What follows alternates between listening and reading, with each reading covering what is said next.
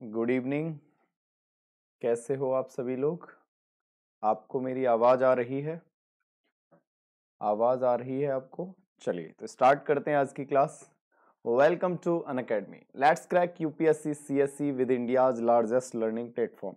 Gate subscription. अगर यहाँ subscription लेते हो तो देखो बेनिफिट क्या है।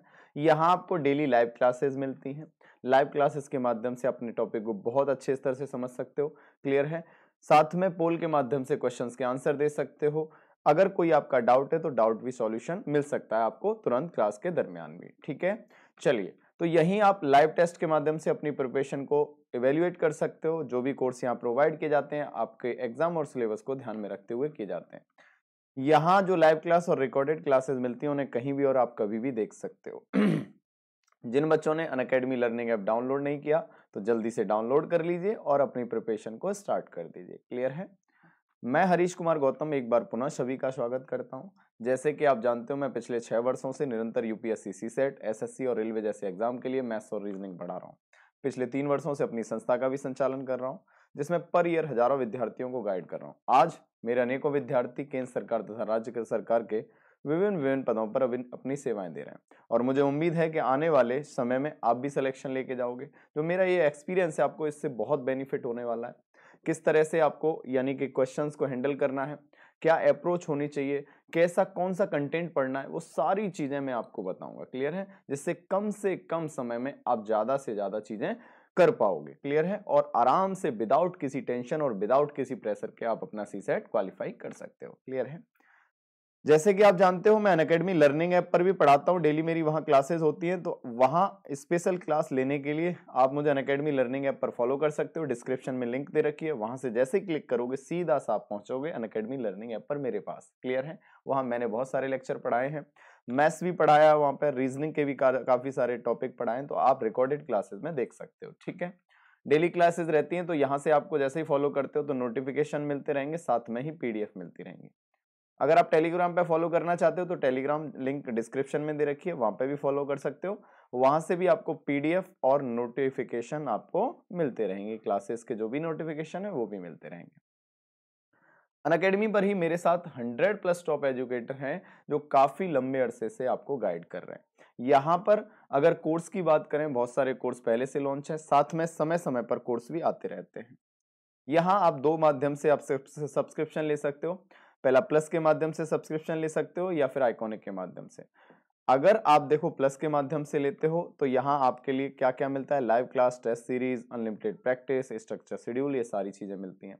यहाँ आपके लिए 6 मंथ, 3 मंथ, 1 ईयर, 2 ईयर और 3 ईयर्स के लिए सब्सक्रिप्शन है। वो बच्चे जो अभी स्कूल स्टडी कर रहे हैं, जैसे 11th क्लास में हैं या फिर आप 12th क्लास में, तो उनके लिए 3 ईयर का भी सब्सक्रिप्शन है। वो 3 ईयर का सब्सक्रिप्शन ले सकते हैं। कंप्लीट तैयारी करनी है आपको तो 1 ईयर और 2 ईयर का भी सब्सक्रिप्शन ले सकते हैं, जिनकी ग्रेजुएशन कंप्लीट हो चुकी है। ठीक है, या फिर अपीयरिंग में है। तो अगर आप कोई भी सब्सक्रिप्शन लेते हैं और मेरा referral code HKG1, referral code क्या है? HKG1। अगर आप कोई भी सब्सक्रिप्शन लेते हैं, मेरा रेफरल कोड HKG1 अगर आप यूज करते हो तो आपको 10% का डिस्काउंट मिलेगा और साथ में ही क्या रहेगा, प्रॉपर हर स्टेज पर आपको गाइड किया जाएगा। क्लियर है? गाइडेंस मिलेगी प्रॉपर और आप सीधे से मुझसे कनेक्ट हो सकते हो। ठीक है, आपको किसी भी तरह की हेल्प चाहिए तो आपको मिलेगी। ठीक है, यहीं अगर आइकॉनिक की बात करें तो आइकॉनिक पर भी आपके लिए 1 ईयर, 2 ईयर और 3 ईयर के सब्सक्रिप्शन है। आप कोई भी सब्सक्रिप्शन लेना चाहते हैं तो आप मेरा रेफरल कोड HKG1 आप यूज कर सकते हैं। आइकॉनिक में क्या एक्स्ट्रा मिलता है, जैसे यहाँ personal coach, daily mains question answer practice, study planner, personal feedback, ये सारी चीजें मिलती हैं। यहाँ ऑप्शनल के भी सब्सक्रिप्शन है। अगर क्रैश कोर्स के लिए लेना है तो आप 6 मंथ का ले सकते हो, बाकी 1 ईयर, 2 ईयर और 3 ईयर के लिए सब्सक्रिप्शन है। अगर आप किसी भी सब्सक्रिप्शन पर मेरा रेफरल कोड HKG1 आप यूज करते हो तो आपको मैक्सिमम मिलेगा डिस्काउंट और 10% के डिस्काउंट के साथ में आपकी फी यानी 10% कम हो जाती है। ठीक है, जैसे अगर बात करें कि अगर आपकी फी यहाँ 27,500 है तो मेरा रेफरल कोड HKG1 अगर आप यूज करते हो तो आपकी फी हो जाती है 24,750 रुपए। ठीक है, इसी तरह से आपको कोई भी सब्सक्रिप्शन लेना है तो मेरा रेफरल कोड आप यूज कर सकते हो, जिससे कि आपको डिस्काउंट भी मिलेगा, प्रॉपर गाइडेंस भी मिलेगी, सारी चीजें मिलेंगी। ठीक है, ओके।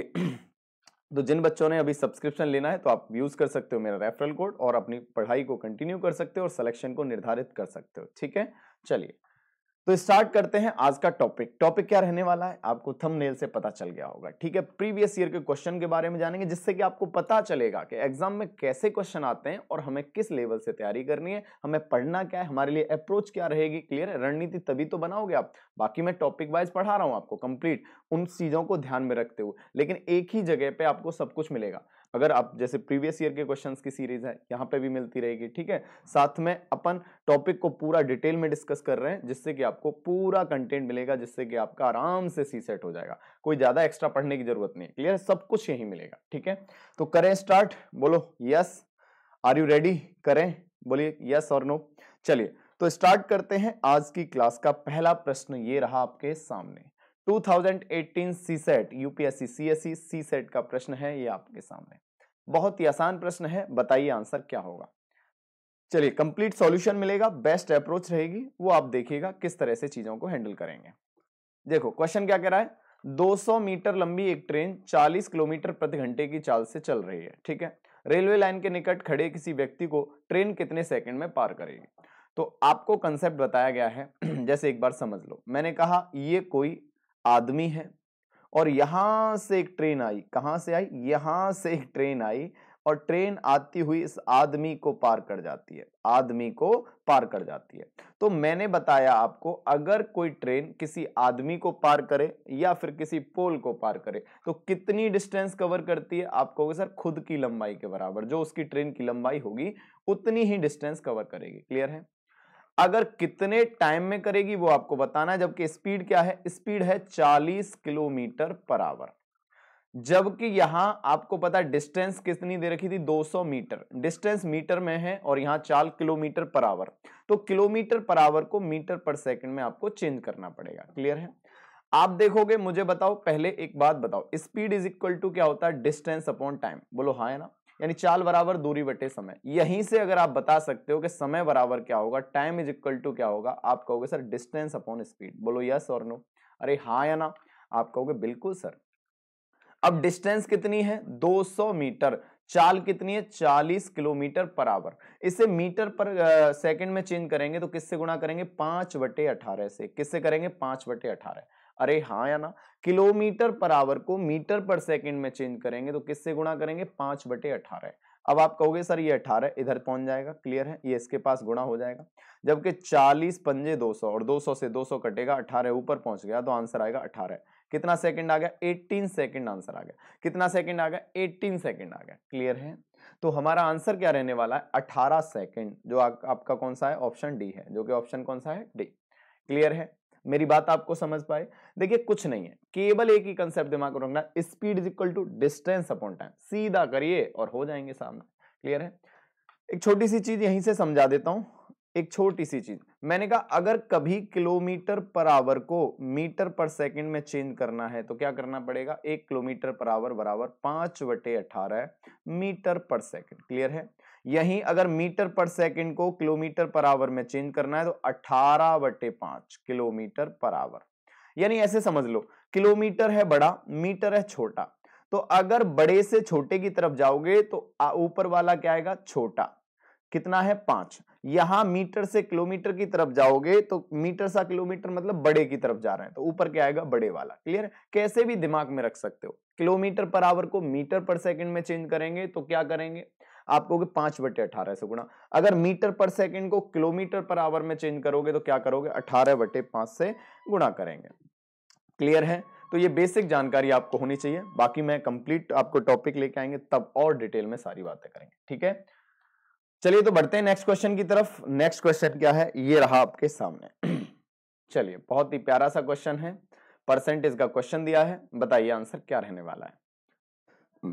प्रॉफिट एंड लॉस का है, या परसेंटेज मान लो, प्रॉफिट लॉस मान लो, है प्रॉफिट लॉस का। देखिए कोई दुकानदार किसी वस्तु को 40 रुपए में बेचकर x% का लाभ कमाता है। कितने परसेंट का लाभ कमाता है, x% का। यदि जब वह वस्तु को 20 रुपए में बेचता है तो उतना ही प्रतिशत हानि होती है, उतना ही प्रतिशत हानि होती है। तो वस्तु का मूल्य बताइए, वस्तु का लागत मूल्य बताइए।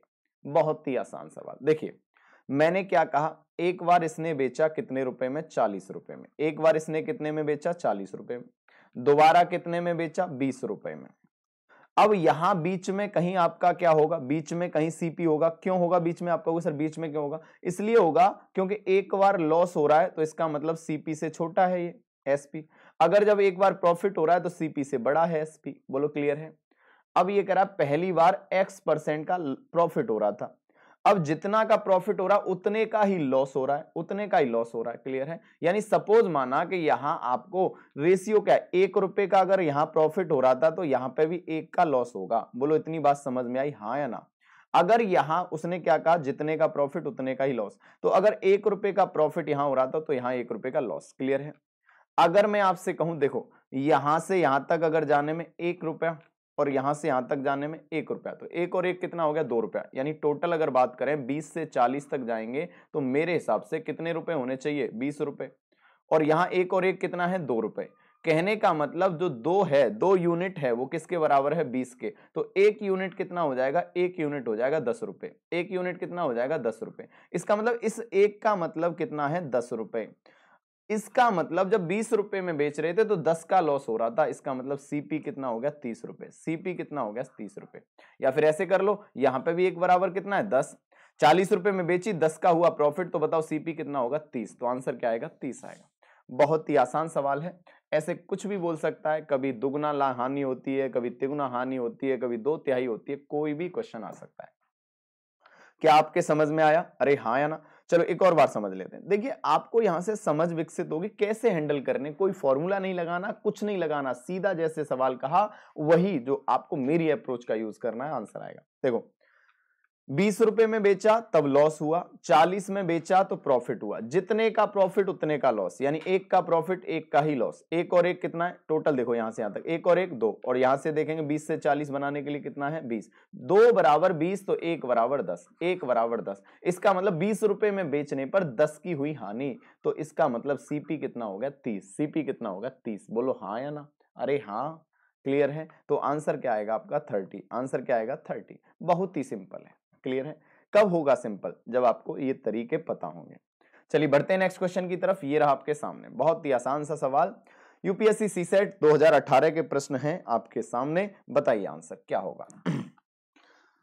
तो आप कहोगे सर बहुत ही सिंपल है, कैसे। किसी परीक्षा में पास होने के लिए एक विद्यार्थी को 40% अंक चाहिए। कितने परसेंट चाहिए, 40%। क्लियर है। मान लीजिए कि उसे 30 अंक मिलते और वह 30 अंकों से अनुत्तीर्ण हो जाता, 30 ही मिलते और 30 से फेल हो जाता, तो बताओ परीक्षा का अधिकतम अंक क्या है, मैक्सिमम मार्क्स क्या है परीक्षा में। तो भैया एक बात बताइए, बहुत ही आसान प्रश्न है, कोई फॉर्मूला नहीं दिखना आपको, केवल जो कॉन्सेप्ट बताया जा रहा है उस पर काम करिए। क्लियर है। आप देखिएगा इस तरह से करने लगोगे चीजें कि आप दिमाग में भी करोगे। मैंने क्या कहा कि जब उसने 40% अंक लेकर आया, कितने परसेंट लेके आया, 40% अंक लेकर आया, तो 40% अंक लेकर आया, 40% अंक चाहिए, सॉरी 40% अंक चाहिए पास होने के लिए। कितने चाहिए, 40% अंक चाहिए, तब जाके वो पास होगा। लेकिन जब 30 अंक लेके आया फिर भी 30 से फेल हो गया। इसका मतलब अगर वो 30 अंक लेकर आया 30 से ही फेल होता, मतलब 30 के साथ 30 नंबर और ले आता, तो क्या हो जाता, पास। बोलो यस। जबकि उसमें क्या दे रखा है कि पास होने के लिए 40% चाहिए, पास होने के लिए कितने चाहिए, 40%। इसका मतलब 40% बराबर कितना है, 60। 40% बराबर कितना है, 60। बोलो हाँ या ना। जब 40% बराबर 60 है, या तो ऐसे कर लो 40% 60, तो कोई भी चीज कितना होती है, 100%। तो 100% कितना होगा, आप कहोगे 60/40 गुणा 100। और आप कहोगे सर 0 से काट दो 0 और 4 से काट दो 15 बार, और 15 धाम 150, कितना आएगा, 150। आंसर क्या आएगा, 150। एक तो ये तरीका है, एक तो ये तरीका। दूसरा तरीका मैंने कहा भैया फ्रैक्शन पे काम करो, केवल फ्रैक्शन पे दिमाग चलाओ, सीधा सा चलाओ। 40% कितना होता है, 40% होता है 2/5। कितना होता है, 2/5। 2 बराबर कितना है, 60। 2 बराबर कितना है, 60। तो 5 बराबर कितना हो जाएगा, 150। 5 बराबर 150। 1 सेकंड में आंसर आएगा, न लिखना पड़ेगा न कुछ करना, सीधा सा करना है। 40% 2/5, 2 बराबर 60, 1 बराबर 30, 5 बराबर 150, हो गया सवाल। क्लियर है। तो आपके ऊपर डिपेंड करेगा कि सवाल को कैसे हैंडल करोगे आप। आपको जो तरीके पता है उन्हीं के हिसाब से तो कर पाओगे, इसीलिए आपको बेस्ट अप्रोच जरूरी है आपके लिए। ठीक है। हो गए, कर पाओगे ऐसे क्वेश्चन? क्लियर है? देखो एक बार समझ लो, 40% वाला समझ लो, जो बच्चे नए हैं समझ लो। 40% परसेंट हटाते हैं तो डिवाइड बाई 100, तो इस 40% की फ्रैक्शन बनती है 2/5। कितना बनती है? 2/5। इसका मतलब टोटल अगर 5 है तो 5 का 40% कितना है? 2। तो 2 बराबर सवाल में कितना है? 60। तो 1 बराबर 30। जब 1 बराबर 30 तो 5 गुणा 30, आंसर कितना आएगा? 150। आंसर कितना आएगा? 150। अरे क्लियर है? यस और नो? हाँ या ना? क्या सारी चीजें समझ में आ रही हैं? जल्दी से बताओ, सब कुछ समझ में आ रहा है? तो इस तरह से एग्जाम में, पेपर में यानी कि आपके क्वेश्चन आते हैं। ठीक है, बढ़े नेक्स्ट क्वेश्चन की तरफ। देखिए क्वेश्चन बहुत ही प्यारा दिखाई दे रहा है। देखिए एक संख्या 3 अंकों से बनी है जिनमें मध्य वाला अंक 0 है। ठीक है, उनका योग, सारे अंकों का योग कितना है? 4 है। प्रथम और अंतिम अंकों को अगर विनिमय इंटरचेंज करने पर बनी संख्या स्वयं उसी संख्या से 198 अधिक है, तो प्रथम और अंतिम अंकों के बीच का अंतर बताइए। देखिए आपको नंबर सिस्टम जब मैंने पढ़ाया था तो एक छोटा सा कंसेप्ट बताया था। क्या बताया था कॉन्सेप्ट? अगर कोई 3 अंकों की संख्या है, क्या कहा था? 3 अंकों की संख्या है और उसे रिपीट करके, कोई दूसरी अंकों को रिपीट करके 3 अंकों की संख्या बना दी जाए तो हमेशा 99 से विभाजित होगी। क्या बताया था? अरे हाँ या ना? याद है क्या? अगर नहीं याद, अगर नहीं समझ में आ रहा है, या जो बच्चे नए हैं तो एक बार डिटेल समझ लो, एक बार डिटेल समझ लो। मैंने क्या कहा? कोई 3 अंकों की संख्या है, क्या हो गई? 100x प्लस 10y प्लस क्या हो गई? z। अब इसे एक्सचेंज करेंगे तो नई संख्या बन जाएगी। क्या? अगर नई संख्या इंटरचेंज करेंगे अंकों को तो क्या बनेगी? 100z, x की जगह z आ जाएगा, y को y रहेगा, 10y प्लस क्या होगा? x। अब ये कह रहा है जो ये दूसरी वाली संख्या है पहली से 198 अधिक है, तो इसका मतलब दूसरी में से जब पहली घटाओगे तो 100z में से z घटेगा तो कितना आएगा? आपको 99z आएगा। कितना आएगा? 99z। जबकि 10y से 10y कट जाएगा तो x में से 100x कटेगा तो माइनस के 99x। क्लियर है? अरे हाँ या ना? इसका मतलब ये जो घटने के बाद कितना है अंतर? 198। कितना अधिक था? 198। आपको सर 99 दोनों में से कॉमन ले लो, 99 कॉमन ले लो तो क्या आएगा? z माइनस एक्स, और बराबर कितना है? बराबर 198। z माइनस एक्स की वैल्यू जो निकालोगे 99 से कितना वर्ड कट गया? 2 बार, और आंसर कितना आएगा? 2 आएगा। यही आपका आंसर है। क्या आंसर है? बी। आंसर क्या रहने वाला? बी। लेकिन उन बच्चों के लिए जो आपने डिटेल यानी डिटेल में करना है, बाकी जो कंसेप्ट मैंने बताया तो 1 सेकंड में आंसर आएगा। जल्दी से बताओ कैसे बताया।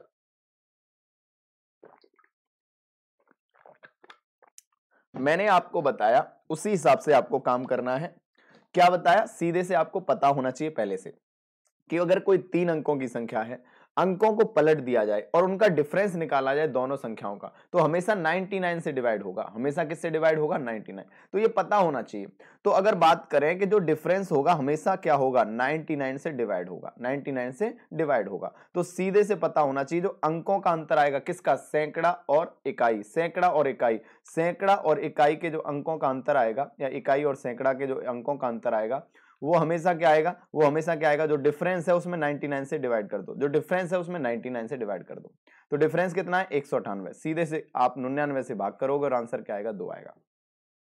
क्लियर है? इसमें कुछ पेन भी यूज नहीं करना था। कहां से आया ये रिजल्ट? आपको यहीं से आया, यहीं डिटेल से आया। क्लियर है? क्या आपको मेरी बात समझ में आ रही है? यस और नो? तो ऐसे क्वेश्चन कर सकते हो, आप कर सकते हो ना? चलिए, तो कर सकते हो तो बढ़ते हैं नेक्स्ट क्वेश्चन की तरफ। ठीक है, और एक बार जो बच्चे नए हैं, एक बार ये टॉपिक यानी क्लियर पढ़ना है। इस तरह से प्रीवियस ईयर के जो क्वेश्चन मैं करा रहा हूं आपको डिटेल में, पूरा एनालिसिस कर रहा हूं। इसके बाद में आप जो यहाँ प्लेलिस्ट में आपको डिस्क्रिप्शन में लिंक दे रखी है, तो आप वहां जाके पूरा नंबर सिस्टम पढ़ सकते हो। मैंने डिटेल में पढ़ाया है। क्लियर है? बहुत जानकारी होगी आपको और बहुत बेनिफिट मिलेगा वहां से।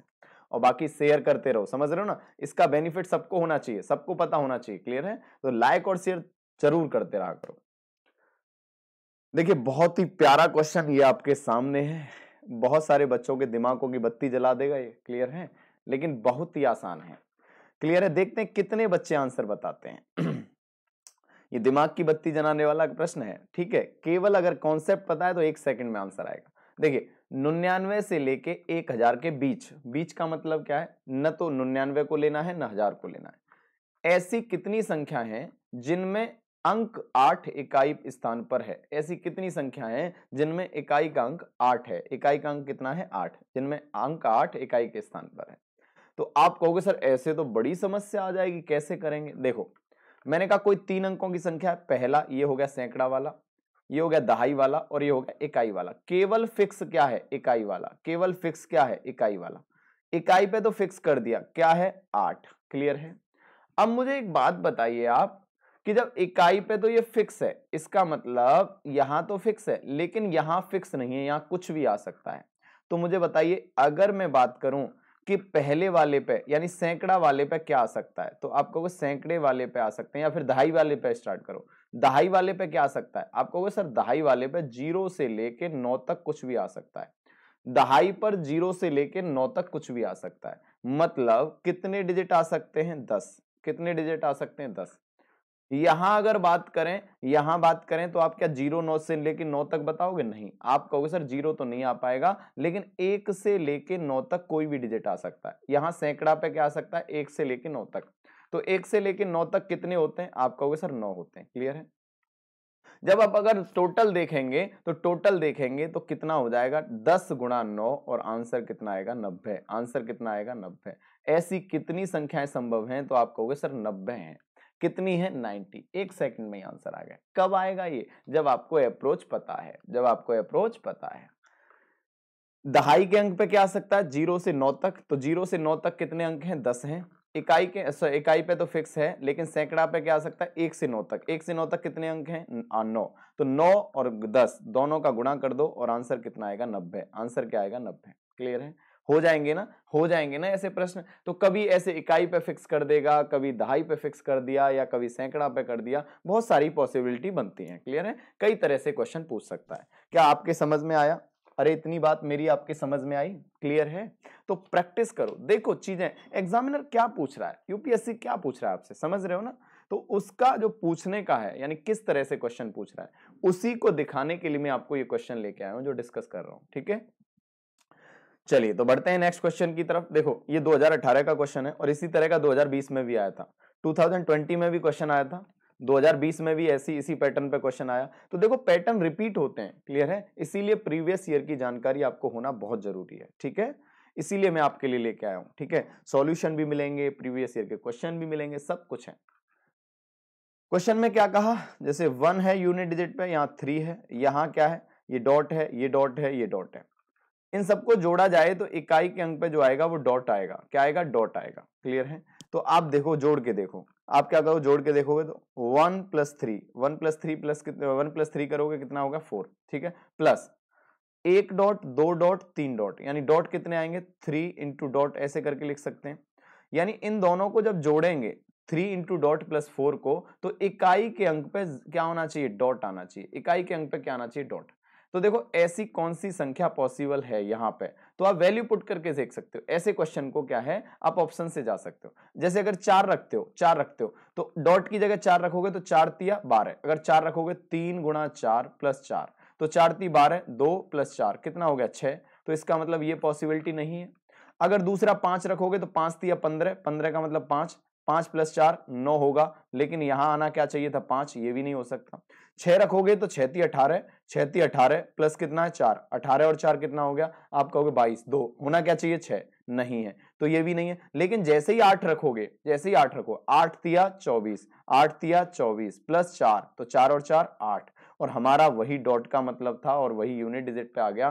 तो आंसर क्या रहेगा डी रहेगा। आंसर क्या रहेगा डी रहेगा। तो सीधा सीधा आप ऑप्शन में पुट कर सकते हो और आंसर बता सकते हो। क्या मेरी बात समझ में आई आपके, सीधा सीधा ऑप्शन पुट करिए और आंसर बताइए, क्लियर है। कुछ नहीं करना, जो कहा गया है उतना करिए, हो जाएगा आराम से, ठीक है। यहां से देखो किस तरह से हैंडल करने हैं आपको। कहीं ना कहीं आपको कंफ्यूजन क्रिएट करता है क्वेश्चन के अंदर, ऐसे डॉट दे दिया बच्चा डर जाएगा इसका मतलब क्या है। अरे भैया सिंपल है, जोड़ना है आंसर आएगा, ठीक है। चलिए तो बढ़ते हैं नेक्स्ट क्वेश्चन की तरफ। ये रहा आपके सामने, बहुत ही आसान सा प्रश्न है। ये कह रहा है एक्स और वाई, एक्स और वाई एक के अलावा दोनों धन पूर्णांक हैं, नेचुरल नंबर हैं, दोनों पॉजिटिव हैं, और जो कि क्या है एक के अलावा है, मतलब एक को छोड़ के बाकी हैं। वाई एक्स से बड़ा है, इसमें क्या कहा है वाई जो है एक्स से बड़ा है, वाई जो बड़ा है एक्स से, क्लियर है। तो कौन सा सबसे बड़ी संख्या को रिप्रेजेंट करेगा। तो आपको सीधा सीधा पता है, क्या पता है सीधा सीधा, कि भैया जो मल्टीप्लिकेशन होगा वो हमेशा डिवाइड से बड़ा होता है। देखो अगर आपको नहीं कंफर्म करना, यानी अगर नहीं गए तो डिटेल में देखना है तो डिटेल में देख लो। वैसे अगर आप देखो खुद देखो, अगर कोई 2 है 3 है, इनका गुणा करोगे ज्यादा आएगा, या फिर 2 का डिवाइड दोगे 3 में जब जाएगा ज्यादा आएगा, 3 का डिवाइड दोगे 2 में जब ज्यादा आएगा। तो आप सीधा सा कहोगे सर मल्टीप्लीकेशन है यही आएगा। बाकी नहीं तो आप ऑप्शन से जा सकते हो। ऐसे क्वेश्चन में क्या करिए जैसे उसने कहा कोई भी नेचुरल नंबर है जबकि y x से बड़ा है, तो मान लो अपनी तरफ से अगर ये 3 है तो ये कितना हो गया 2, बोलो हाँ है ना, ये 3 है तो ये 2 हो गया। तो पहले का आंसर क्या आएगा 3 दूनी 6, पहला क्या आएगा 6। दूसरे का क्या आएगा, दूसरे का क्या आएगा x बराबर 2 तो 2/3। तीसरे का क्या आएगा 3/2, तीसरे का क्या आएगा 3/2 और चौथे का क्या आएगा 3 और 2 5, 5/6। तो मुझे बताओ सबसे बड़ा कौन है। आप कहोगे सर सिंपल दिखाई दे रहा है 6 है, सबसे बड़ा 6 ही दिखाई दे रहा है तो यही आंसर है। अरे क्लियर है। तो उसने पूछा सबसे बड़ा कौन होगा, x इंटू वाई होगा, x इंटू वाई होगा। अरे क्लियर, यस और नो, आया ना समझ में। अगर आपको कुछ भी नहीं दिखाई देता तो इस तरह से कोई भी वैल्यू मान लो और वैल्यू पुट करके देख लो, जो बड़ा वो बड़ा, जो छोटा वो छोटा। ठीक है, आ गया समझ में आपके, क्लियर है। तो प्रैक्टिस से होगा सब कुछ। चलिए देखिए, आपको ये क्यूब का क्वेश्चन दिया है 3 सेंटीमीटर भुजा वाले एक ठोस घन के सभी फलकों को, फलक है ये, क्लियर है, सरफेस है, को रंग कर उसे 1 सेंटीमीटर भुजा वाले छोटे घनों में काटा गया। छोटे घनों में से कितने घनों के केवल 2 फलक रखे होंगे। ऐसे क्वेश्चन में कभी 2 फलक रंगे पूछता है, कभी 1 फलक रंगे पूछता है, कभी 3 फलक पूछता है, कभी कहता है 1 भी नहीं। तो बहुत सारे क्वेश्चन आते हैं। देखिए क्या करना है आपको, यहां सबसे पहले इस तरह के क्वेश्चन को करने के लिए केवल एक तरीका करना है, बहुत ही आसान सा है। पहले तो रेशियो निकालो, एक रेशियो होता है, रेशियो क्या है, रेशियो को मैंने रिप्रेजेंट कर दिया आर से या ए से। ए वो रेशियो क्या है, बड़े घन की भुजा, बड़े घन की भुजा कितनी है 3 सेंटीमीटर, बटे छोटे घन की भुजा कितनी है 1, तो कितना है 3। इस रेशियो की जो वैल्यू है यानी ए की वैल्यू कितनी आ गई 3। अब आपको कुछ रिजल्ट हैं जो दिमाग में रखने हैं। जैसे क्या रिजल्ट है, 2 सतह रंगे हुए, 2 सतह रंगे घनों की संख्या, घनों की संख्या क्या होगी, कुछ नहीं है, सीधा सीधा बात करनी है आपको सर, जो होती है a-2 इंटू 12, a-2 इंटू 12। ये ऐसे कहां से आया, a बराबर क्या 3, a बराबर 3, a की जगह 3 में से 2 घटाया 1 और 1 गुणा 12 और आंसर कितना आया 12। ये तो सीधा सा अप्रोच है, लगाइए आंसर बताइए। जैसे कि अगर मैंने कहा, देखो एक छोटी सी बात बताओ, दिमाग में लगाओ, चित्र वित्र कुछ नहीं बनाना। आप मुझे बताओ 2 सतह रंगी हुई कहां मिलेंगी। आप कहोगे जो भुजाओं पे आएंगे, यानी जो साइड्स पे आएंगे, जो क्यूब वही उन्हीं की तो होंगी, एक इधर साइड एक इधर साइड, क्लियर। जो साइड कितनी है, आप देखो साइड कितनी है घन की 12, तो 12 गुणा a-2 और आंसर कितना आ गया 12। जैसे मैंने कहा 3 सतह रंगीन, 3 सतह रंगीन, तो आप कहोगे सर 3 जो सतह होती हैं वो कोनों पर होंगी, किस पे होंगी, कोनों पे। तो कोने कितने होते हैं 8, तो आंसर क्या आएगा 8। ऐसे 1 सतह, 2 सतह, 3 सतह, रंगहीन, सारी चीजें क्लियर है। चलिए आ सकते हैं आप, इनके रिजल्ट होते हैं, आप इनका काम कर सकते हो और आंसर बता सकते हो। ठीक है, चलिए बाकी मैं टॉपिक लेके आऊंगा, डिस्कस में बात बिल्कुल डिस्कस करेंगे, पूरा डिटेल में करेंगे, क्लियर है। चलिए तो बढ़े आगे की तरफ चलिए बढ़ते हैं नेक्स्ट क्वेश्चन की तरफ, बढ़े। ओके, देखिए बहुत ही आसान सा क्वेश्चन दे रखा है, कुछ नहीं है। इसमें कह रहा है कि कौन सा हमेशा सदैव सत्य रहेगा। इसमें कह रहा है पेन बड़ा है पेंसिल से, पेन जो है, पेन छोटा है, सॉरी पेन छोटा है पेंसिल से, पेन छोटा है किससे, पेंसिल से। पेन जो है छोटा है पेंसिल से, क्लियर है। उसके बाद में क्या दे रखा है, उसके बाद में पेंसिल छोटी है बुक से, पेंसिल छोटी है बुक से, क्लियर है। तो मुझे बताओ उसके बाद में क्या दे रखा है, बुक से बड़ा, यानी बुक बुक बड़ी है, बुक से, सॉरी एक और स्टेटमेंट यहां लिख लो इसे, बुक से, बुक जो बड़ी है कैप से, बुक किससे बड़ी है कैप से। अब लेकिन ये नहीं पता, बुक जो बड़ी तो है कैप से, लेकिन कैप देखो कहां हो सकता है, कैप कहां हो सकता है, इससे बड़ी है, यहां पे भी हो सकता है कैप, कैप यहां से पे भी हो सकता है, कैप यहां पे, इसका कंफर्म नहीं है कहां पे है। लेकिन आपको इनका कंफर्म है कि ये तो यहां फिक्स रहेंगे, मतलब क्या है, बुक से छोटा पेंसिल, पेंसिल से छोटा पेन रहेगा। तो आप बताओ क्या इन तीनों से बता ये नहीं सकते हम कि पेन से हमेशा छोटा होगा बुक, सॉरी बुक से छोटा हमेशा क्या होगा पेन, यानी बुक से छोटी हमेशा पेन होगा या नहीं होगा। आप कहोगे सर बिल्कुल होगा, क्योंकि बुक से छोटा पेंसिल और पेंसिल से छोटा पेन, इसका मतलब पेन हमेशा बुक से छोटा होगा। तो ये वाला स्टेटमेंट आपका सदैव सत्य रहेगा। ठीक है, क्या बात समझ में आई, सीधी सीधी चीज बात दे रखी है, आप कर सकते हो। ठीक है, अरे हाँ या ना, क्लियर है। चलिए बाकी इनइक्वालिटी को, टॉपिक को मैं बहुत अच्छे स्तर से समझाऊंगा, क्या क्या पॉसिबिलिटी होती है, कैसे होती है। अभी जिस दिन टॉपिक पढ़ेंगे बहुत डिटेल में जानेंगे। ठीक है, चलिए बात करते हैं नेक्स्ट क्वेश्चन का। ये रहा आपके सामने क्वेश्चन, बहुत ही प्यारा सा सुंदर सा क्वेश्चन दे रखा है। बहुत सारे बच्चे तो देख के बेहोश हो जाते हैं, एक्स वाई जहां आ जाते हैं ना, A B C D X Y Z, वहीं बेहोश हो जाते हैं, सर हमसे ना हो पाएगा। लेकिन जितना टिपिकल दिख रहा है ना उतना ही आसान है ये, उतना ही आसान है ये। देखिए समझिए क्वेश्चन में क्या कहा गया, एक्स प्रति पुस्तक की दर से भूगोल की ए पुस्तक बेची, क्लियर है। देखो यहाँ इंग्लिश में पढ़ो, इंग्लिश में पढ़ो, ये A number of geography text book, rate कितना है x per book, A+2 number of history book, ये रेट क्या है x+2 per book, and A-2 number of mathematics text book at the rate of ₹x-2 per book. यहाँ थोड़ी सी mistake है आपके हिंदी वाले में, क्लियर है, इसे आप देख लीजिएगा, इसे आप देख लीजिएगा, यहां से देख लेना, क्लियर है। क्वेश्चन में क्या कहा गया, 3 तरह की बुक है, ज्योग्राफी की है, हिस्ट्री की है और मैथ्स की है, क्लियर है। अब देखो इनका क्या दे रखा है, क्वांटिटी दे रखी है, क्वांटिटी दे रखी है, और क्या दे रखा है, प्राइस दे रखा है। क्वांटिटी किधर है, यहाँ इसकी क्वांटिटी क्या है, ए है, इसकी क्वांटिटी क्या है दूसरे वाले की A+2 है, और इसकी क्वांटिटी क्या है A-2 है। यहाँ इसका प्राइस क्या दे रखा है, प्राइस इसका x है, इसका क्या है x+2 है, और इसका प्राइस क्या है, इसका है x-2, ठीक है। आपको बताना है टोटल कलेक्शन कितना होगा। एक बच्चा तो ये इनको ही आपस में गुणा करे जा रहा है, फिर इक्वेशन ही बना रहा है, फिर करके जा रहा है, यहाँ आपको यानी कि कॉम्प्लिकेटेड सी चीजें लगेंगी। तो अगर इस तरह से चीजें दे रखी है ना, तो आप अपनी तरफ से कुछ भी मान लो, कुछ भी मान लो, लेकिन ऐसी चीज मानो कहीं जीरो ना हो जाए, जीरो ना हो जाए। जैसे कि अगर यहां मैंने मान लिया x बराबर 2 मान लिया, 2 - 2 जीरो हो जाएगा, a बराबर 2 मान लिया तो जीरो हो जाएगा, 2 नहीं, 2 से बड़ा कुछ भी मानो। जैसे मैंने क्या कहा, मैंने अपने क्वेश्चन को करने के लिए a बराबर कितना मान लिया, a बराबर 3 मान लिया और x बराबर 4 मान लिया। ये वैल्यू आप पुट करिए जो इस तरह से, यानी यहां आपका जो आंसर आएगा वो ऑप्शन में मैच कर जाएगा, इन्हीं वैल्यू को आपको रखने पे। तो जिसमें ऑप्शन में मैच कर जाए वही आपका आंसर है। जैसे पहले वाला देखो, पहले वाला देखो, तो ज्योग्राफी पे कितना कलेक्शन हो जाएगा, a इंटू एक्स, मतलब कितना है 3 गुणा 4, और 3 गुणा 4 कितना हो गया 12।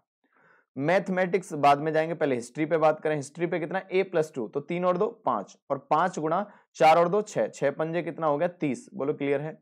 वही मैथ्स की बात करेंगे, मैथ्स में कितना है A-2, यानी a बराबर 3, 3 में से 2 गया तो 1, 1, और x-2, 4 में से 2 गया तो 2, तो 2 1 2, क्लियर है। टोटल कलेक्शन कितना हो गया, पैसा कितना होगा 30, 12 42, 42 और 2 44। अगर जिस वाले ऑप्शन का आंसर 44 होगा वही हमारा आंसर है। देखो x बराबर अगर यहां कितना रखते हैं 4, 4 तिया 12, 3 तिया 9, 12 और 9 44 है, नहीं है। देखो यहां देखोगे x बराबर कितना है 4, a बराबर कितना है 3, 3 चौक 12 और 12 तिया 36, 36 + 8 44, आंसर मिल गया, मैच खा गया, तो आंसर क्या होगा बी होगा, आंसर क्या होगा बी। क्लियर है, क्लियर है। तो इस तरह से अल्फाबेटिकली अगर आपको दे रखा है तो इसे न्यूमेरिकली कोई भी वैल्यू आप मान लो, ऐसी वैल्यू मानो जहां जीरो ना हो जाए, क्लियर है, जीरो और इन्फिनिटी ना हो जाए, क्लियर है। तो जीरो देखा तो जीरो कहां बन रहा था 2 2 पे, तो हमने 3 मान लिया, 4 मान लिया, सेटिस्फाई हो गया, यही आंसर है, क्लियर है। आपको डिटेल नहीं करना, ए इंटू एक्स ये वो क्या मतलब है इन चीजों का, ठीक है, गुणा करोगे भाग करोगे तब आएगा, कोई मतलब नहीं, सीधा सा आंसर करिए। आ गया समझ में, बोलो आया या नहीं आया, अरे आ गया, मेरी बात समझ में आ गई, क्लियर है, हो जाएंगी सारी चीजें, ठीक है। तो आंसर क्या रहेगा 3 × AX+8, ठीक है, ओके। चलिए तो बढ़ते हैं नेक्स्ट क्वेश्चन की तरफ। नेक्स्ट क्वेश्चन क्या है, ये रहा आपके सामने। देखिए जितनी चीजें आपको कॉम्प्लिकेटेड लगती है ना, डरावनी जो लगती है, उतनी ही आसान होती हैं, समझ रहे हो, लेकिन आपको लॉजिक पता होना चाहिए, उसमें कोई ना कोई तो लॉजिक दिया होगा, क्लियर है। यानी यहाँ आपसे क्वांटिटेटिव एप्टीट्यूड पूछा है, कोई ना कोई तो लॉजिक है, क्लियर है। क्या आप सिविल सर्वेंट्स बनने के लायक हो, ये सारी चीजों की जानकारी तो ये सीसेट, क्लियर है। तो ये आपके ऊपर डिपेंड करता है आपने किस तरह से चीजों को पढ़ा है। देखिए ये क्या कह रहा है, हॉकी खेलने के लिए 19 लड़के आए, कितने लड़के आए, हॉकी खेलने के लिए 19 लड़के आए, उनमें से 11 हॉकी की कमीज पहने हैं, शर्ट पहने हैं, 14 ने पैंट पहनी है, क्लियर है। कोई भी लड़का ऐसा नहीं है जिसने कमीज या पैंट न पहनी हो। पूरी वर्दी पहने लड़कों की संख्या बताओ। देखो बहुत ही आसान सवाल है, मुझे एक बात बताओ, टोटल लड़के कितने हैं, टोटल लड़के कितने हैं 19। जबकि मुझे एक बात बताओ 11 लड़कों ने क्या है, 11 लड़कों ने तो शर्ट पहन रखी है, 11 ने शर्ट पहन रखी है। पैंट कितनों ने पहन रखा है, पैंट कितनों ने पहन रखा है, आप कहोगे सर 14। अगर मैं बात करूं 11 और 14 तो आप कहोगे सर टोटल स्टूडेंट कितने हो रहे हैं, आप कहोगे सर 25 हो रहे हैं। अरे कितने हो रहे हैं प्लेयर, टोटल कितने हो रहे हैं 25। लेकिन भैया यहां तो 19 थे, ये 25 कैसे हो गए। 25 ऐसे हो गए, जैसे कि इसे एक फिगर के माध्यम से समझो, अगर नहीं तो डायरेक्ट आंसर भी बता सकते हो। 25 इसलिए हो गए, कुछ स्टूडेंट ऐसे थे या कुछ प्लेयर ऐसे थे जिन्होंने पैंट और शर्ट दोनों पहन रखा था, तो एक बार पैंट वाले में भी काउंट हो गए, एक बार शर्ट वाले में, मतलब 2 बार काउंट हो गए। काउंट कितने बार होना था? एक बार। तो 25 में से 19 घटाया, डायरेक्ट आंसर आ गया 6। यानी 6 स्टूडेंट ऐसे हैं जिन्होंने पैंट भी पहनी और शर्ट भी पहनी। 6 प्लेयर ऐसे हैं जिन्होंने पैंट और शर्ट दोनों पहनी। आंसर क्या आएगा? 6। बाकी फिगर के माध्यम से समझ सकते हो। ये है पैंट वाले, ये है पैंट वाले। पैंट वाले कितने हैं? आप कहोगे सर पैंट वाले 14 हैं। कमीज वाले कितने हैं? ये हैं कमीज वाले, कितने हैं? 11। तो 11 और 14 टोटल 25 हो रहा है, लेकिन है कितना? 19। इसका मतलब ये जो ये वाला दिखाई दे रहा है ना, शेडेड पार्ट, ये दोनों में आ रहा है। तो ऐसे कितने स्टूडेंट हैं? 6। आंसर क्या आएगा? 6। क्लियर है? तो देखो इस तरह से इस वाले पैटर्न पे परसेंटेज के भी क्वेश्चन डाल देता है, सीधा नंबरिंग वैल्यू पे डाल देता है। जैसे 19 में भी कई क्वेश्चन आए इस पे। तो आप ये पैटर्न बहुत फेवरेट है, सीसेट का बहुत पैटर्न ये फेवरेट है, ये वाला। तो यहां से एक क्वेश्चन आपको आ जाता है, 1 से 2 क्वेश्चन यहां से आ जाते हैं। ठीक है, तो ध्यान दिया करो चीजों को, क्या पूछ रहा है वो आपसे। ठीक है, बाकी टेंशन ना लो, मैं पूरा टॉपिक जो भी पढ़ाऊंगा डिटेल में पढ़ाऊंगा, आपको कहीं इधर उधर भटकने की जरूरत नहीं, सब कुछ यही मिलेगा, सारी चीजें मिलेंगी। क्लियर है? क्या पढ़ना है क्या नहीं पढ़ना मैं आपको बताऊंगा, बस आप एक काम करिए, रिवीजन करो, नोट्स बनाओ, रिवीजन बनाओ, बस इतना करो, बाकी का आप टेंशन ना लो किसी की। देखिए बहुत ही सुंदर सवाल और बड़ा भयंकर सा सवाल है आपके सामने। क्लियर है? दिखाई दे रहा है? कुछ तो डर गए देखते ही, सर क्या करें ऐसा सवाल। अरे भैया पढ़ो ध्यान से, आंसर आएगा। देखो क्या कह रहा है, ए और बी किसी वृत्तीय मार्ग पर दौड़ रहे हैं। प्रारंभ में बी ए से आगे है, बी जो है ए से आगे है, तथा उनकी स्थितियां वृत्त के केंद्र पर 30 डिग्री का कोण बनाती हैं। जब ए उस बिंदु पर पहुंचता है जो कि उसके प्रारंभिक बिंदु के व्यास तक सम्मुख है, मतलब उल्टा है। देखो यहां देखो, अपोजिट कहां है? अपोजिट है, जहां पहले था उसके सीधा अपोजिट है। क्लियर है? तब वह बी से मिलता है। तो ए और बी की चालों का अनुपात। बहुत ही आसान सवाल, देखो कुछ नहीं है। क्या कहा? एक सर्कल में रेस कर रहे थे ए और बी। देखिए प्यारा सा सवाल है, बहुत ही आसान है, 1 सेकंड में आंसर बताओगे। देखो सच बता रहे हैं आप, एक सर्कल में रेस कर रहे थे स्टार्टिंग में, यानी कि जो ए था, ए से जो बी था, बी कितना डिग्री आगे था? 30 डिग्री। कितना डिग्री आगे था? 30 डिग्री। 30 डिग्री का एंगल बना रहे थे। यहां अगर ए था, यहां ए था, तो बी यहां था। बोलो हाँ। अब उसने कहा कुछ समय बाद क्या हुआ? कुछ समय बाद क्या हुआ? जब, यानी कि कौन? जब ए पहुंचा सीधा सा अपोजिट। सीधा सा अपोजिट मतलब बिल्कुल पीछे पहुंचेगा। जब अपोजिट पहुंचेगा तो मुझे बताओ, आप देखोगे जैसे ही अपोजिट पहुंचा तो इस वाले स्थान पर ए और बी दोनों पहुंच जाते हैं। ए जो है बी से मिल जाता है, ए जो बी से मिल जाता है। इसका मतलब मैंने आपको बताया किसी यानी सर्कल में अपोजिट जाने पे कितना एंगल चलना पड़ेगा? आप कहोगे सर 180। पूरा ये कितना है? 180। इसका मतलब ए को जो चलना पड़ा, कितना एंगल चलना पड़ा? 180 डिग्री। और बी को कितना चलना पड़ा? क्योंकि बी ऑलरेडी उससे 30 डिग्री आगे था, तो 180 में से 30 घटा दो तो बी को कितना चलना पड़ा? मात्र 150 डिग्री। बोलो हाँ या ना?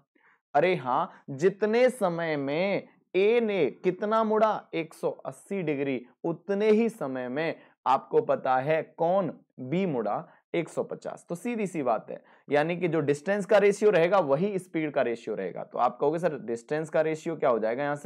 यहां से 3 से काट दो या 30 से काट दो। 30 से कटेगा 6 बार और 30 से कटेगा 5 बार। तो जो डिस्टेंस का रेशियो वही स्पीड का। तो स्पीड का क्या आ गया? 6:5।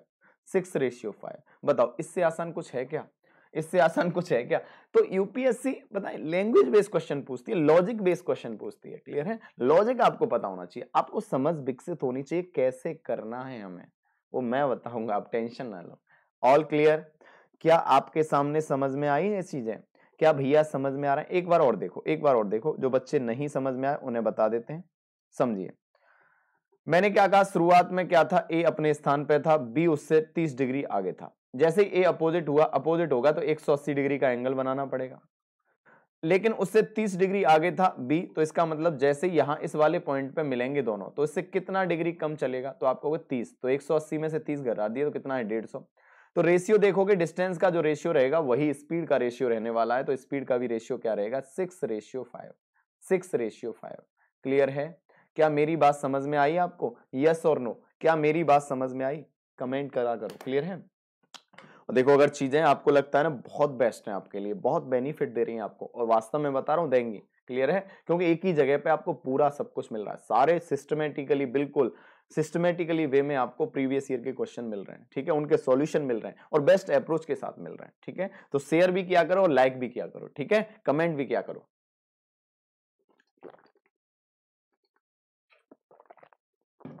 चलिए बढ़ते हैं नेक्स्ट क्वेश्चन की तरफ। तैयार हो आप लोग, यस और नो? चलिए तो नेक्स्ट क्वेश्चन ये रहा आपके सामने। चलिए ये क्वेश्चन वैसे रीजनिंग का है, लेकिन कोई दिक्कत नहीं, आप बताइए आंसर, आप आंसर बताइए।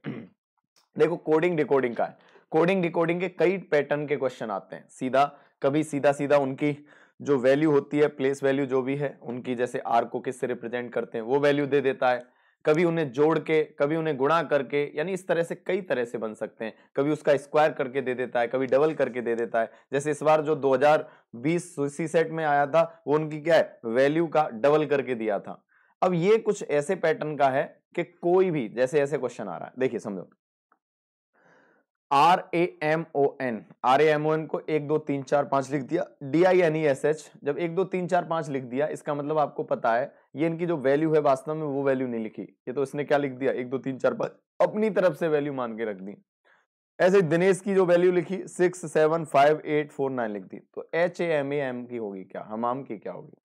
तो आप कहोगे सर कुछ नहीं, पहले देखो हमें किसका निकालना है, HAMAM। तो ये देखो आपको पता है यहां h की वैल्यू क्या है, आप देखो h को क्या माना है इसने, h को क्या माना है, h का कितना माना 9, कितना माना है 9, तो आप देखो h का कितना माना है 9, जो माना है वो वैल्यू पुट कर दो। दोनों तरीके बताऊंगा, एक एलिमिनेट मेथड भी बताऊंगा कैसे एलिमिनेट करते हैं, ये डायरेक्ट बता रहा हूं आपको करना कैसे। देखिए आपने जो वैल्यू जिसने माना है वो वैल्यू का मान रख दो, हो जाएगा। जैसे h का मान कितना माना है इसने 9, a का मान कितना माना है, a का मान 2 है क्योंकि यहां दूसरे नंबर पे 2 है, ए का मान 2 माना है, m का कितना है, m का देखो कितना है 3 है, m का कितना है 3 है, इसके बाद a का कितना है, a का 2 है, m का कितना है 3 है, तो आंसर क्या आएगा 9 2 3 2 3। तो कौन सा ऑप्शन है 9 2 3 2 3, तो यही आपका आंसर है, कौन सा बी, कौन सा आंसर है बी। क्लियर है, क्या बात समझ में आई? देखो r बराबर कितना था 1, a बराबर कितना था 2, m बराबर कितना था 3, h बराबर कितना था 9। क्लियर है, तो हमें तो HAMAM की वैल्यू चाहिए, तो h बराबर 9 लिख दिया, a बराबर 2 लिख दिया, m बराबर 3 लिख दिया, a बराबर 2 और फिर 3, आंसर आया 9 2 3 2 3। क्लियर है, बाकी एलिमिनेट से भी कर सकते हो, जैसे आपको दिख रहा है यहाँ 9 तो पहली जगह पे, पहले वाले स्थान पे सब में 9 है, तो आप छोड़ो, पहले से मत देखो, ये देखो लास्ट वाले को देखो, यहाँ 3 यहाँ 3 यहाँ 2 यहाँ 2, यानी इसमें से ऐसे 2 ऑप्शन हट जाएंगे जो होंगे ही नहीं। तो आपको बताओ m का मतलब क्या है, m का मतलब 3 है, तो इसका मतलब 2 कभी हो ही नहीं सकता। क्लियर है, अब इन दोनों में देखो जो वैल्यू चेंज है, वैल्यू चेंज है, तो कौन से नंबर की चेंज है, आपको पहला सेम है, दूसरा सेम है, तीसरा चेंज है, तीसरा चेंज यहाँ 2 है और यहाँ 3 है, तीसरे की वैल्यू क्या है m की वैल्यू 3 है, तो आपको पता है ये भी कट गया, तो सीधा आंसर आ गया बी, सीधा आ गया बी। एलिमिनेट लगा सकते हो, वैल्यू पुट कर सकते हो, जैसे आपको करना है कर सकते हो, ठीक है। क्लियर है, डिपेंड करेगा क्वेश्चंस के ऊपर और डिपेंड करेगा आपके दिमाग के ऊपर। क्लियर है, आपने क्या सेव कर रखा है, ठीक है। क्लियर है, इसीलिए आपको बता रहे हैं सेव वो करो जो आपको हमेशा दिमाग में सेट हो जाए, हमेशा आपका हेल्पफुल हो, ठीक है। अप्रोच वो होनी चाहिए, अप्रोच वो होनी चाहिए सेकंडों में तो आंसर आए और कभी ना भूलो आप, ठीक है। रटो नहीं चीजों को, रटो मत, समझो जिस तरह से मैं समझा रहा हूं आपको, ठीक है। सारी चीजें समझ में आ रही हैं आपको, सब कुछ क्लियर है ना? चलिए तो बढ़ते हैं आपके नेक्स्ट क्वेश्चन की। जबरदस्त क्वेश्चन पूछा है, जो कहते हैं ना कि सी सेट में तो बड़े आसान आसान क्वेश्चन आते हैं, बहुत ही आसान आते हैं। देखो डिपेंड करता है एग्जामिनर के ऊपर, यूपीएससी के ऊपर, कुछ भी पूछ लेता है। बढ़िया सुंदर सा सवाल पूछा है, सीआई का क्वेश्चन है, बहुत ही सुंदर सवाल है, ठीक है। हाँ, कंपाउंड इंटरेस्ट का पूछा, लेकिन ऐसा पूछ लिया कि कैलकुलेटिव क्वेश्चन पूछ लिया, बहुत ही सुंदर सवाल है। बहुत सारे बच्चे बेहोश हो जाते हैं इस क्वेश्चन के लिए, और हो गए। बताइए, देखते हैं कितने बच्चे आंसर बताएंगे। क्लियर है, बहुत ही सुंदर सा क्वेश्चन है। बहुत ही सुंदर सा क्वेश्चन है। देखो क्वेश्चन क्या कह रहा है, क्वेश्चन क्या कह रहा है, ये क्वेश्चन में कहा गया है कि किसी व्यक्ति ने हुआ क्या। देखो पहले तो आपको बात करते हैं, क्वेश्चन पढ़ देता हूं, फिर आपको एक छोटी सी अप्रोच बताऊंगा। किसी व्यक्ति ने 22,800 रुपए कीमत का एक रेफ्रिजरेटर खरीदा, 12.5% चक्रवृद्धि ब्याज, कौन सी ब्याज है, चक्रवृद्धि ब्याज, वार्षिक पर खरीदा।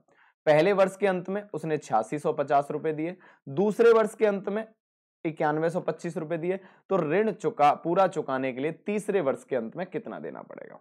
तो देखो एक छोटा सा कॉन्सेप्ट आपको दिमाग में रखना है। मैंने क्या बताना है कि भैया जो सिंपल इंटरेस्ट होता है, इंटरेस्ट दो तरह से, एक सिंपल इंटरेस्ट और एक है कंपाउंड इंटरेस्ट। दोनों में अंतर क्या है, हम बात करेंगे कंपाउंड इंटरेस्ट के बारे में।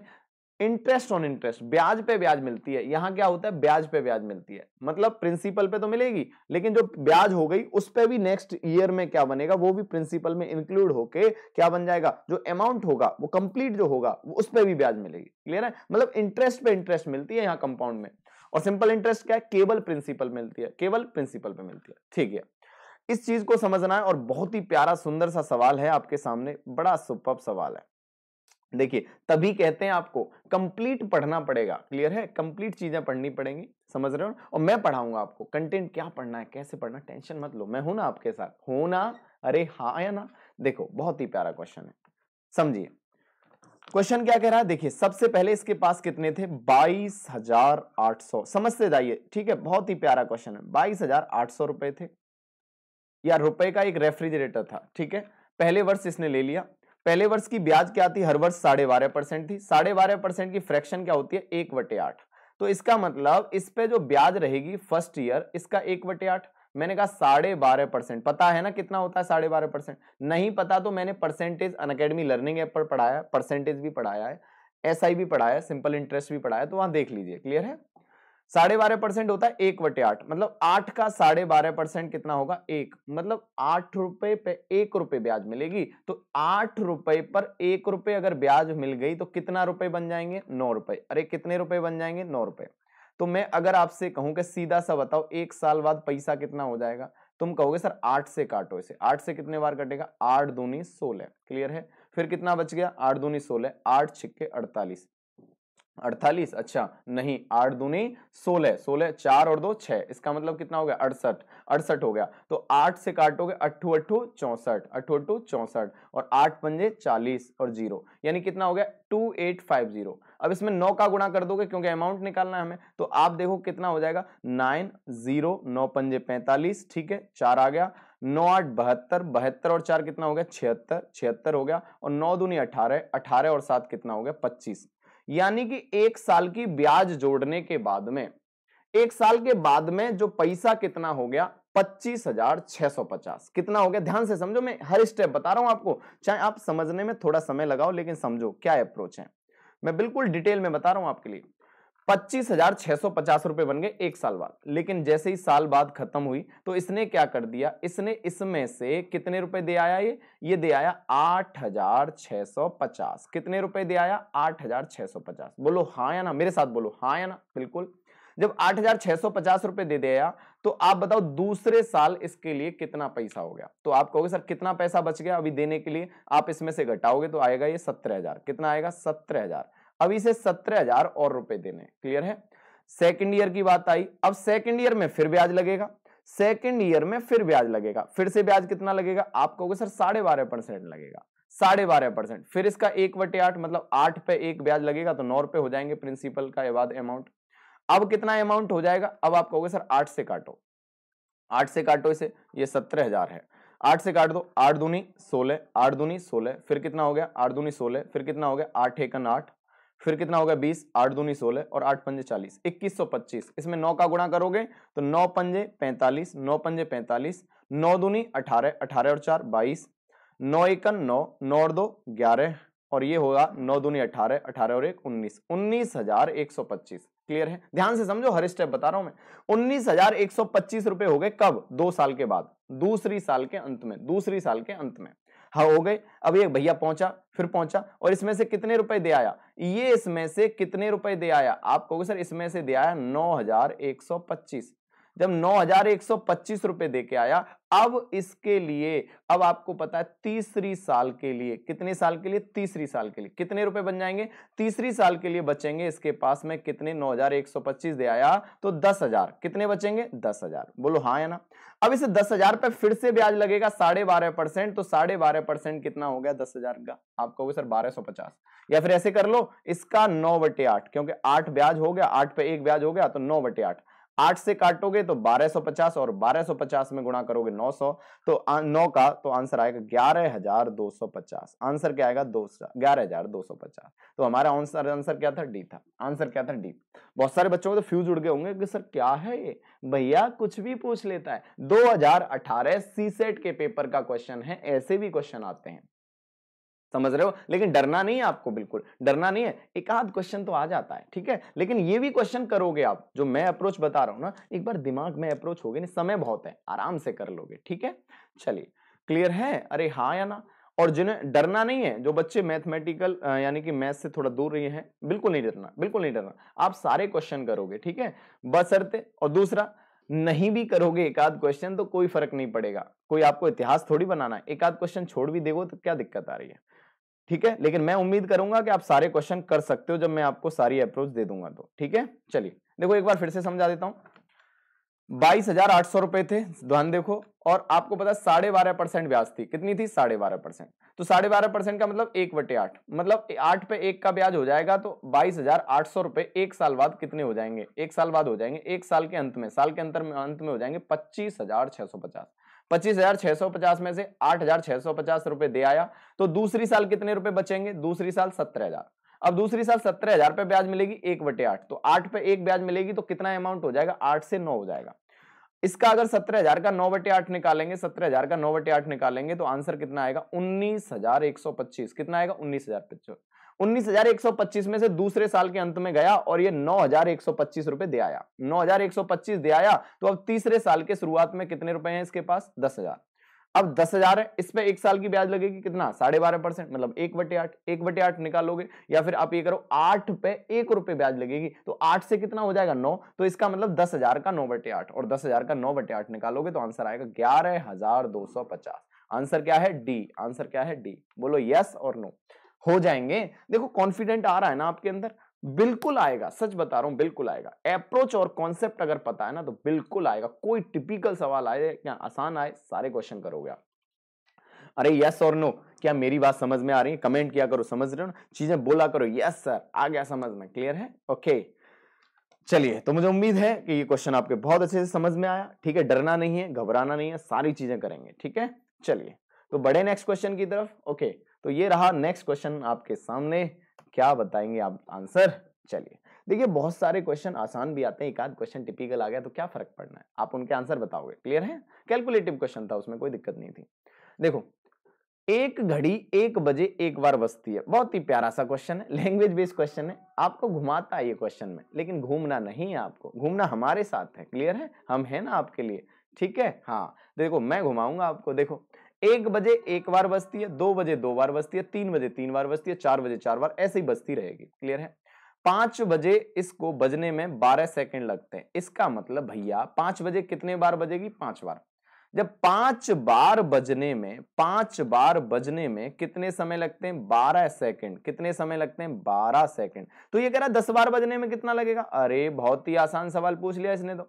10 बजे कितने बार बजेगा? 10 बार। तो जब 5 बार बज रहा है 12 सेकंड में, तो भैया जल्दी से बताओ 10 बार कितने में बजेगा? 5 का डबल तो 12 का डबल 24। आंसर 1 सेकंड में आ गया 24। तो भैया मोस्टली ऐसे ही क्वेश्चन आते हैं, समझ रहे हो ना, समझ रहे हो, 1 सेकंड में आंसर आ गया। जब कुछ क्वेश्चन ऐसे हैं जिनका समय थोड़ा लगता है तो कोई दिक्कत नहीं है, लेकिन उससे बाद में तो बहुत सारे क्वेश्चन ऐसे हैं जो 1 सेकंड, 2 सेकंड, 5 सेकंड, 10 सेकंड में कर सकते हो आप, 20 सेकंड में कर सकते हो, क्लियर है। अरे हाँ या ना, जल्दी बताओ, समझ में आया ना। अरे बाबूजी 5 बजे तो आपको पता 1 बजे एक बार बजेगी, 2 बजे 2 बार, तो 5 बजे कितने बार बजेगी? जल्दी बताओ कितने बार? 5 बार। 5 बजे 5 बार बजेगी, तो मुझे बताओ 10 बजे कितने बार बजेगी? 10 बार। जब 5 बार बजने में 12 सेकंड, तो 10 बार बजने में डबल, डबल कितना? 24। आंसर क्या आएगा? 24 सेकंड, 24 सेकंड, क्लियर है। यस और नो, हाँ या ना, क्लियर है। नहीं तो अगर आप कहोगे सर डिटेल बताओ, तो भैया डिटेल कर लो, कौन सी दिक्कत आ रही है आपको, कौन सी दिक्कत आ रही है, टेंशन तो लेनी ही नहीं है, ऐसे कर लो, नहीं समझ में आ रहा तो। 5 बार बजने में कितना है? 12 सेकंड। कितने बार? 12 सेकंड। कितने बार बजाना है? 10 बार, 10 बार। तो आप कहोगे सर 12/5 गुणा 10, 5 दूनी 10, और आप कहोगे 12 दूनी 24, 24 आंसर आया। अरे कितना आया? 24 आंसर आ गया। बताओ कोई दिक्कत नहीं होगी, नहीं होगी ना? हाँ, चलिए तो बढ़े नेक्स्ट क्वेश्चन की तरफ। यस, अब देखो कितना भयंकर सा सवाल दिखाई दे रहा है, लेकिन बताए ना, इतना ही जितना ये भयंकर दिखाई दे रहा है उतना ही आसान है। तो बहुत सारे बच्चे तो यही देख के घबरा जाते हैं, सर इतनी बड़ी लैंग्वेज कैसे करें यार, हमसे ना हो पाएगा। अरे बिल्कुल हो पाएगा, तुमसे ही हो पाएगा। जल्दी बताओ आंसर। प्यारा सा क्वेश्चन आपके सामने ये रहा। ये कह रहा है मालगाड़ी दिल्ली से मुंबई के लिए 40 किलोमीटर प्रति घंटे की चाल से निकली। क्लियर है। 2 घंटे पश्चात एक एक्सप्रेस गाड़ी दिल्ली से मुंबई के लिए निकली, रवाना हुई। समांतर पथ पर 60 किलोमीटर प्रति घंटे की औसत चाल से रवाना होती है। दिल्ली से कितनी दूरी पर एक्सप्रेस को पकड़ लेगी? भैया बहुत ही आसान है, बहुत ही आसान प्रश्न है। ये रहा दिल्ली, पहुंच गए आप दिल्ली। यहां से कहां के लिए निकलती है? मुंबई के लिए। कहां के लिए? मुंबई। पहली ट्रेन की स्पीड क्या थी? पहली ट्रेन की स्पीड जो थी वो कितनी थी? 40 kilometre per hour. 40 kilometre per hour. अब ये 40 किलोमीटर पर आवर से भाई साहब कितने घंटे चली? आप कहोगे सर 2 घंटे चली। कितने घंटे चली? 2। तो 2 घंटे में कितनी डिस्टेंस कवर करेगी? 80 किलोमीटर। बोलो हाँ या ना। इसका मतलब बाबूजी जो पहली वाली ट्रेन यहां से कितने किलोमीटर आगे पहुंच गई? पहली वाली ट्रेन, फर्स्ट वाली ट्रेन यहां पहुंच गई, सेकंड अभी यहां से चलेगी। पहली चल रही है इसी डायरेक्शन में, दूसरी ने भी चलना इसी डायरेक्शन में स्टार्ट किया। जब चलना स्टार्ट किया दोनों के बीच की डिस्टेंस क्या थी? 80 किलोमीटर। बोलो हाँ। अरे हाँ या ना। देखो यहां से पूरी समझ डेवलप होगी। बाकी टॉपिकों को मैं कराऊंगा ना, डिटेल में करेंगे। अभी तो केवल प्रीवियस ईयर के क्वेश्चंस का सॉल्यूशन बता रहे हैं। बाकी टॉपिक भी डिस्कस करेंगे बेसिक से, बिल्कुल बेसिक से, एक एक स्टेप चलते हुए। ठीक है, जैसे मैंने नंबर सिस्टम पढ़ाया है इसी तरह से पढ़ेंगे सब चीज। देखिए अगर मैं बात करूं इस क्वेश्चन की, तो देखो आपको पता है मैंने आपको एक छोटी सी अप्रोच बतानी है। अगर आप जिस डायरेक्शन में जा रहे हो उसी डायरेक्शन में आपके पीछे आपका भाई आ रहा है, तो आपको किस स्पीड से क्रॉस करेगा? रिलेटेड स्पीड जो होगी वो क्या रहेगी? आपकी स्पीड में से, आपके भाई की स्पीड में से आप स्पीड घटा दोगे। मतलब सेम डायरेक्शन में जा रहे हैं, सीधी सीधी बात है। सेम डायरेक्शन में जा रहे हैं तो रिलेटेड स्पीड जो होगी क्या होगी? घट जाएगी। जैसे अगर बात करूं जो दूसरी वाली ट्रेन है, पहली वाली ट्रेन को किस स्पीड से पार करेगी? तो आप कहोगे सर दूसरी वाली की 60 माइनस 40 और ये होगी 20 से। किससे पार करेगी? यानी 20 किलोमीटर पर आवर से। बोलो हाँ या ना। आप कहोगे सर ठीक है। सेम डायरेक्शन में जा रहे हैं तो घट जाती है, और अपोजिट डायरेक्शन में आ रहे हैं तो जुड़ जाती है। सेम डायरेक्शन में रिलेटेड स्पीड क्या हो जाएगी? घट जाएगी, और अपोजिट डायरेक्शन में आ रहे हैं तो जुड़ जाएगी। क्लियर है। अगर आपको पता है यानी ये 80 किलोमीटर आगे है, तो इस 80 किलोमीटर की डिस्टेंस को दूसरी वाली ट्रेन कितने समय में कवर करेगी? तो टाइम इज इक्वल टू क्या होता है? Distance upon speed. तो स्पीड क्या है? 20, डिस्टेंस क्या है? 80। तो आप कहोगे सर कितने घंटे लगेंगे? 4। यानी दूसरी वाली ट्रेन को पहली वाली ट्रेन को पकड़ने में 4 घंटे लगेंगे। कितने घंटे लगेंगे? 4। बोलो हाँ। ये 60 किलोमीटर प्रति घंटे वाली जो ट्रेन है 4 घंटे में पकड़ती है। इसका मतलब मुझे बताओ 4 घंटे में कितनी दूरी चलेगी? 240। इसका मतलब दिल्ली से 240 किलोमीटर की दूरी पर इसने ट्रेन को पकड़ लिया। तो आंसर क्या आएगा? 240। आंसर क्या आएगा? 240। क्लियर है। क्या इतनी बात समझ में आई? यस और नो, हाँ या ना? एक बार समझो जल्दी से, फिर नहीं समझ में आए मुझसे पूछो।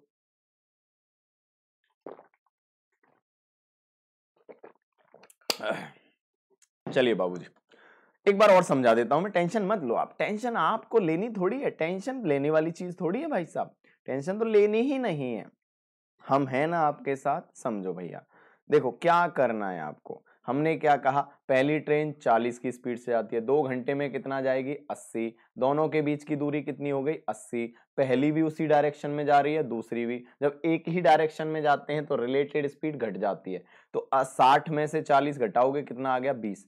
इस 80 की डिस्टेंस को 20 की स्पीड से तय करेगी तो कितने घंटे में करेगी? 4 घंटे में। कौन सी ट्रेन? दूसरी वाली ट्रेन। कितने घंटे में पकड़ेगी? 4 घंटे में। किस ट्रेन को? पहली को। तो भैया जब 1 घंटे में 60 चलती है तो 4 घंटे में कितना चलेगी? 240। तो आंसर क्या आएगा? 240। बोलो हाँ।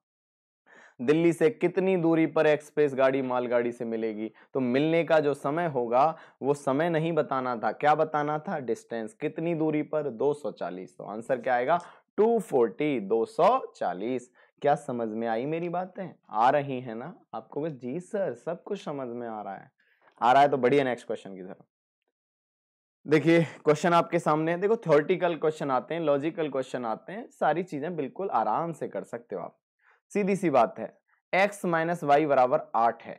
कब कब ये 8 हो सकता है? पहला स्टेटमेंट बोला केवल और केवल तभी होगा जब x और y के किसी भी मान के लिए, किसी भी मान के लिए, ये दे दिया इसने, ओनली एंड ओनली, यानी किसी भी मान के लिए तब होगा ये जब एक्स पॉजिटिव है और वाई भी पॉजिटिव है, आप बताओ ऐसा है क्या? केवल एक्स और वाई पॉजिटिव होंगे तभी 8 होगा? आप कहोगे सर ऐसा नहीं, ऐसा भी हो सकता है ये 5 हो और ये y बराबर -3 हो, तो माइनस माइनस प्लस तो 8 हो सकता है। इसका मतलब केवल तो ये नहीं है, और भी पॉसिबिलिटी है, और भी पॉसिबिलिटी है। दूसरा क्या कह रहा है, x, y के किसी भी मान के लिए, इसने ये जो दे रखा है ना किसी भी मान के लिए, ये x धनात्मक है और y ऋणात्मक, तभी ये इसका मान संभव है। भैया x धनात्मक है और y ऋणात्मक है, क्या तभी पॉसिबल है? नहीं, दोनों पॉजिटिव भी हो सकते हैं, दोनों पॉजिटिव भी हो सकते हैं, दोनों नेगेटिव भी हो सकते हैं, क्लियर है? या फिर क्या है, एक पॉजिटिव एक नेगेटिव, कुछ भी हो सकता है। तो देखो यहां क्या कहा गया, ऐसे ही आपको केवल ये तो नहीं है, इसके साथ में और भी कंडीशन है, क्लियर है? एक्स वाई, एक्स जो वाई है, एक्स वाई किसी भी मान के लिए एक्स ऋणात्मक है और वाई धनात्मक। मैंने अभी क्या बताया, एक ही कंडीशन नहीं कई कंडीशन है, तो ये भी केवल ये भी संभव नहीं है। तो आप कहोगे ना तो एक रहेगा, ना दो रहेगा और ना ही तीन रहेगा, ना तो एक ना दो ना तीन, ना एक ना दो ना एक तीन, तो हमारा आंसर क्या रहेगा? डी। क्योंकि देखो इसमें जो आंसर दिया है ना, ओनली वन, ओनली वन, सही तो है, ये भी सही है, ये भी सही है, ये भी सही, ये भी सही, लेकिन इसने क्या कहा, एक दो तीन, लेकिन आपको पता केवल ये सही नहीं है, केवल ये सही नहीं, इनके साथ बहुत सारी चीजें हैं, इनके साथ बहुत सारी चीजें, यानी आपका दोनों पॉजिटिव भी हो सकते हैं। ये बोलता, इसने कह दिया ना किसी भी मान के लिए, मतलब ये केवल यही सत्य है, नहीं। देखो एक्स और वाई दोनों पॉजिटिव भी हो सकते हैं, दोनों नेगेटिव भी हो सकते हैं, एक पॉजिटिव एक नेगेटिव भी हो सकता है, 8 बनने के लिए, क्लियर है?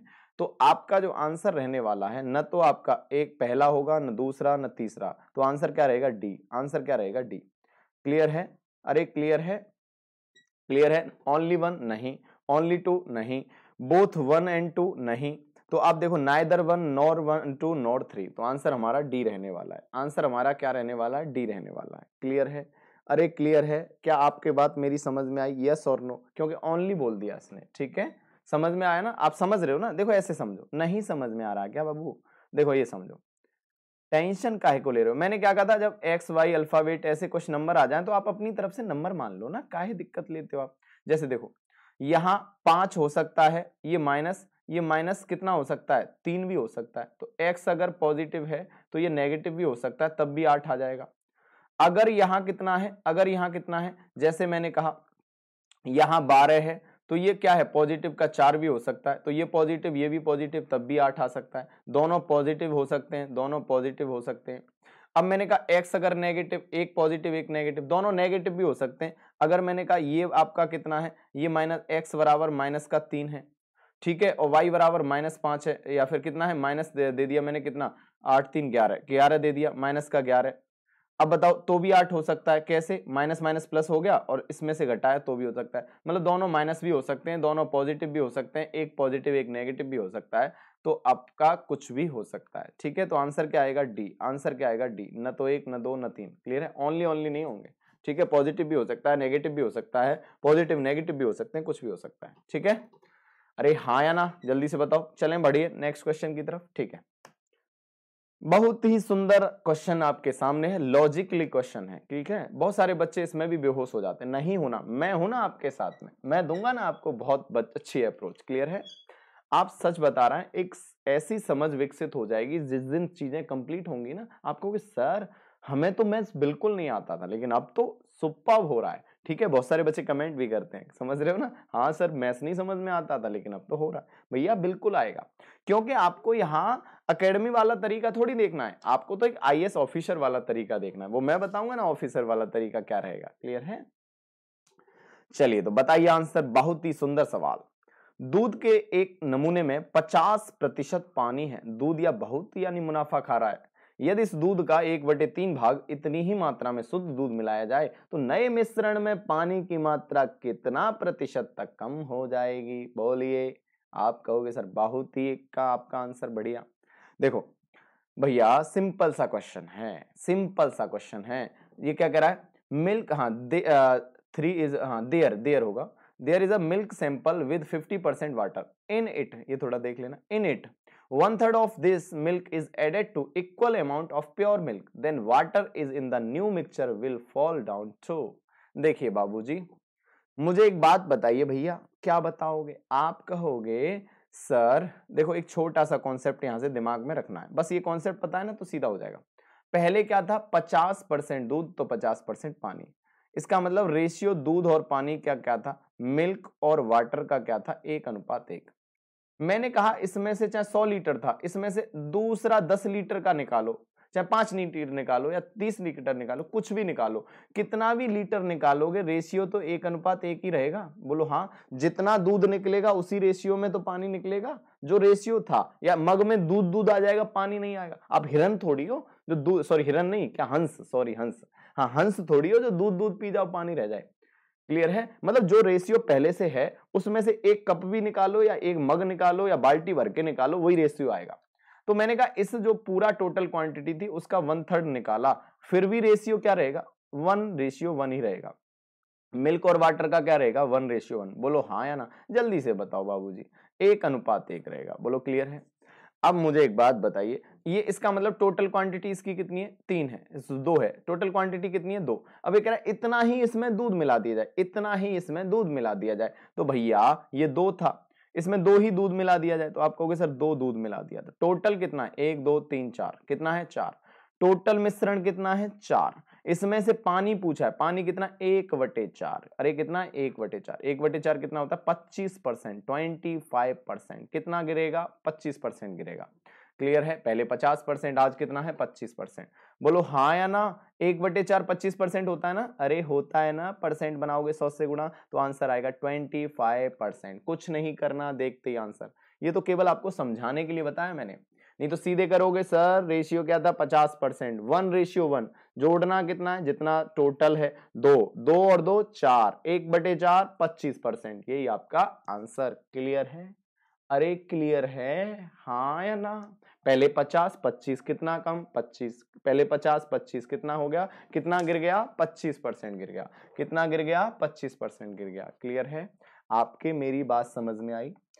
देखो इनसे चीजें सीखनी है आपको, यस ऐसे क्वेश्चन आते हैं और हमें ऐसे करने होते हैं। क्लियर है, हाँ इस तरह से हमें एग्जाम में क्वेश्चन करने होते हैं। क्लियर है, चीजें डिटेल में नहीं करनी है, अप्रोच ऐसी होगी जो आपको रटनी भी नहीं पड़ेगी, सीधे से आंसर आएंगे। ठीक है, ठीक है, चलिए इतनी सारी चीजें आपको मेरी समझ में आई, हाँ या ना। अगर समझ में आती हैं तो शेयर किया करो, इन चीजों को लाइक किया करो। ठीक है, चलो एक और सूचना मैं आपको बता देता हूं कि जो मेरी क्लासेस होती हैं अनअकैडमी लर्निंग ऐप पर भी होती हैं, अनअकैडमी लर्निंग ऐप पर होती हैं। ठीक है, वहां डेली क्लास होती है, मेरी डिस्क्रिप्शन में लिंक दे रखी है, लिंक दे रखी है, आप मुझे वहां जाके फॉलो कर सकते हो, फॉलो कर सकते हो। उससे क्या रहेगा, आपको डेली क्लासेस की अपडेट मिलती रहेंगी, अपडेट मिलती रहेंगी स्पेशल क्लास की। साथ में ही जो रिकॉर्डेड क्लास हैं उनकी आपको मिल सकती है कंप्लीट, जैसे मैथ्स और रीजनिंग मैंने पढ़ाया है। क्लियर है, आपको डेली वहां जाके मिल सकते हैं नोटिफिकेशन। ठीक है, हाँ साथ में ही पीडीएफ भी मिल सकती है, आप वहां जाके पीडीएफ भी डाउनलोड कर सकते हो। टेलीग्राम लिंक भी नीचे डाउनलोड कर सकते हो, टेलीग्राम लिंक में जा सकते हो और वहां से भी मुझे फॉलो कर सकते हो, जिससे नोटिफिकेशन सारे आपको मिलते रहेंगे। टेलीग्राम पे भी मिल सकते हैं आपको सारी चीजें। ठीक है, जिन बच्चों को सब्सक्रिप्शन लेना है, सब्सक्रिप्शन लेना है, वो मेरा रेफरल कोड HKG1 यूज कर सकते हो। कौन सा है रेफरल कोड, HKG1। इससे क्या बेनिफिट होगा, इससे आपको मैक्सिमम तो डिस्काउंट मिलेगा, सीधा आप मुझसे जुड़ सकते हो। कोई भी समस्या, कोई सी भी अगर आपको समस्या का समाधान चाहिए आप मुझसे डिस्कस कर सकते हो। ठीक है, ठीक है ना, चीजें समझ में आ रही हैं। और इन सारी चीजों से अगर बेनिफिट होता है, आपको लगता है बहुत चीजें अच्छी हैं, तो आप लाइक करो, शेयर करो। ठीक है, हाँ अपने दोस्तों को, फ्रेंडों को, सबको बताओ। ठीक है, क्योंकि एक ही जगह आपको इसी तरह से जो सीरीज स्टार्ट करी है ना, जैसे मैंने आपको कल पढ़ाया था, क्या आपको यानी प्रीवियस ईयर के यानी 2019 के क्वेश्चन लेके आया था, इसी तरह से आज 2018 के क्वेश्चन है। ऐसे ही अपन सीरीज में चलेंगे। ठीक है, जिससे देखो टॉपिक तो मैं पढ़ा रहा हूँ, टॉपिक तो चलेगा, टॉपिक तो चलेगा, साथ में ही ये चीजें भी रहेंगी, जिससे आप देख पाओगे यस सर बहुत अच्छा हो रखा है। ठीक है, एक कॉन्फिडेंट बिल्डअप होगा, सारी चीजें होंगी। ठीक है, समझ रहे हो ना, हाँ या ना, अरे क्लियर है। ठीक है, तो अपना ख्याल रखिए, मस्त रहिए, जबरदस्त रहिए, खुश रहो, प्रसन्न रहो। क्लियर है, ठीक है, अपना ख्याल रखो, bye bye, take care, okay.